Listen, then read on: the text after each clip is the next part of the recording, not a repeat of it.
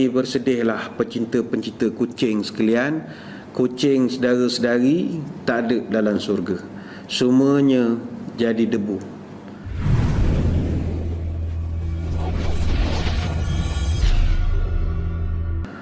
Ada orang tanya, selain pada kambing, ada tak haiwan lain di syurga? Ini perbahasan yang begitu menarik sekali. Sebab bila kita nak membincangkan tentang ada haiwan di syurga, maka para pencinta kucing sudah pasti akan mencelah.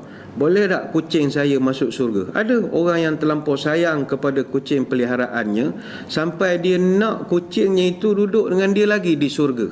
Jangan tahlil sudahlah, buat talqin pula ke kucing. Sayang luar biasa sangat. Tetapi memang ada dibahaskan oleh ulama kewujudan haiwan-haiwan di syurga. Ada. Antara ini kita cerita berdasarkan nas. Antara yang confirm kita boleh kata wujud di dalam syurga, unta. Ini ada disebutkan dalam satu riwayat. Abu Mas'ad Al-Ansari menceritakan bahawa ada seseorang, dia telah menghadap Nabi sallallahu alaihi wasallam. Dia telah bawa sumbangannya unta, dan unta itu siap dengan tali kekang sekali. Dia diserahkan untuk sumbangan. Lantas Nabi mengatakan, laka biha yaumal qiyamati sab'umi'ati naqitin kulluha makhtumatun. Nanti engkau akan mendapat balasan 700 unta pada hari kiamat, yang semuanya ada tali kekang disebabkan sedekahmu pada hari ini. Ini hadis riwayat Imam Muslim dan juga Ibnu Hibban. Jadi bila bincang tentang haiwan di syurga, ada beberapa persoalan yang sering dibangkitkan oleh pencinta haiwan ini. Pertama, apakah ada haiwan yang sekarang ini dia hidup dengan kita, nanti dia mati, adakah dia akan masuk syurga? Atau dia dibangkitkan sama dengan kita? Boleh atau tidak? Baik. Ulama memberikan garis panduan. Semua haiwan yang pernah hidup di dunia kemudian mati, semua haiwan akan dibangkitkan pada hari kiamat. Termasuk kucing kesayangan kita itu, Kiki, Kakak, Kuku, tak benda-benda nama itu, semuanya akan dibangkitkan pada hari kiamat. Allah Ta'ala menyebut dalam surah At-Takwir ayat yang kelima, wa idzal wuhushu husyirat, dan apabila haiwan-haiwan dikumpulkan. Dan Allah juga menyebut dalam surah Al-An'am ayat 38, wa ma min dabbatin fil ardi wala ta'irin yatiru bi janahihi illa umamun amsalukum ma faratna fil kitabi min syai'in summa ila rabbihim yuhsyarun. Tiadalah binatang-binatang yang ada di bumi dan burung-burung yang berterbangan dengan kedua sayapnya, melainkan umat juga seperti kamu. Tidaklah kami lupakan sesuatu pun di dalam Alkitab. Kemudian kepada Allah mereka akan dihimpunkan. Surah Al-An'am ayat 38. Maka kata Ibnu Abbas, yahsyiru kullu syai' hatta dzubab. Maka kata dia, semua makhluk Allah akan dikumpulkan pada hari kiamat, termasuklah zubab, lalat pun akan dikumpulkan. Ini boleh rujuk dalam tafsir Ibnu Katsir. Baik, timbul soalan lagi. Apa halnya mereka ni dibangkitkan? Bayangkan kucing kita sama je baris esok bangkit. Apa hal ni?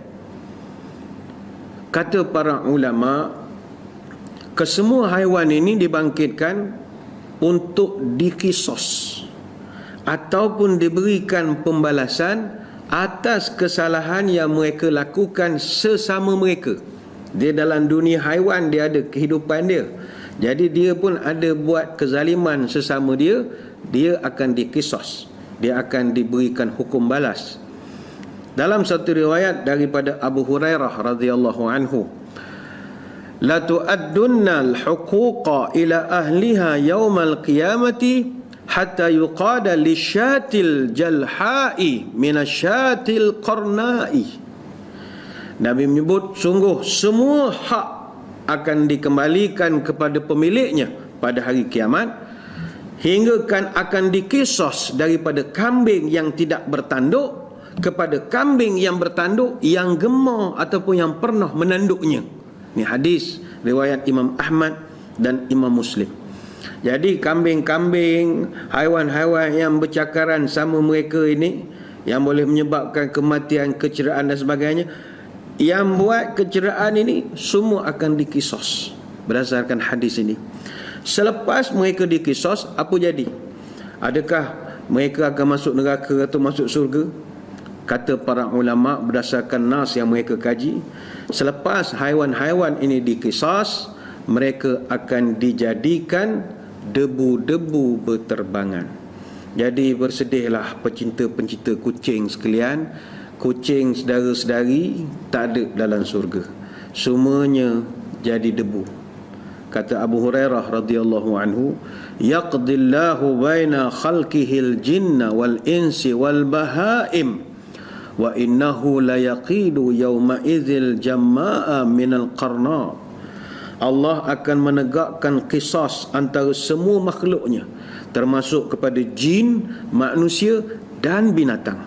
Dan pada hari itu akan dikisos dari kambing yang tidak bertanduk untuk membalas kambing yang bertanduk. Hatta idza lam yabqa tabi'atun 'inda wahidatil ukhra qala Allahu kunu turaban. Maka kata Nabi, selepas semuanya dapat pembalasan, tidak tersisa lagi kezaliman apapun, maknanya semua dah dibalas, maka Allah pun berfirman dan menitahkan kepada seluruh haiwan-haiwan ini, kunu turaba, jadilah tanah kamu semua. Jadi tanah, jadi tanah, debu begitu saja. Macam cerita Avengers tu agak hilang begitu saja, bantai di Thanos tu habis begitu saja, debu berterbangan. Fa'inda zalika yakulul kafir, orang-orang kafir yang sedang berbaris menunggu juga balasan masing-masing, mereka pun minta kepada Allah, ya laitani kuntu turaba, ya Allah jadikan kami tanah juga boleh tak? Dia takut, dia dah start takut dah, sebab dia tengok api dah siap, bahang api tu dah mula nak ada, jadi dia pun dah debar-debar. Dia pun kata, jadikan debu, boleh jadi debu, mau jadi kucing lah atas dunia. Atas dunia jadi kucing, jadi biawak, bolehlah akan jadi debu pada hari kiamat nanti. Bersedialah dipanggang oleh api neraka kalau mu banyak dosa. Ini boleh rujuk dalam Ibnu Jarir dalam tafsirnya. Artinya saudara-saudari sekalian, hadis-hadis yang kita bincangkan ini menunjukkan bahawa haiwan ataupun binatang akan dibangkitkan oleh Allah. Hanya saja mereka tidak mendapat balasan sama ada pahala, ataupun mereka tidak mendapat hukuman seperti manusia dan jin sebab mereka tidak berakal. Tapi mereka akan dikisos, dan selepas dikisos makna pembalasan, pengadilan, dan selepas itu mereka dijadikan daripada tanah. Jadikan pada tanah. Jadi ustaz, macam mana saya ni sayang sangat ke kucing saya, Kiki, kakak, kuku ni, kerana saya nak juga hidup dengan dia di surga. Tuan-tuan, surga ni nak minta nasi ayam Taman Gelora pun dapat. Minta lah, surga kan semua boleh mohon. Mohon sajalah, apa saja yang terlintas minta saja, insya-Allah Allah akan kurniakan pada kita. Tetapi dari segi SOP-nya tidak ada. Dari segi SOP-nya tidak ada.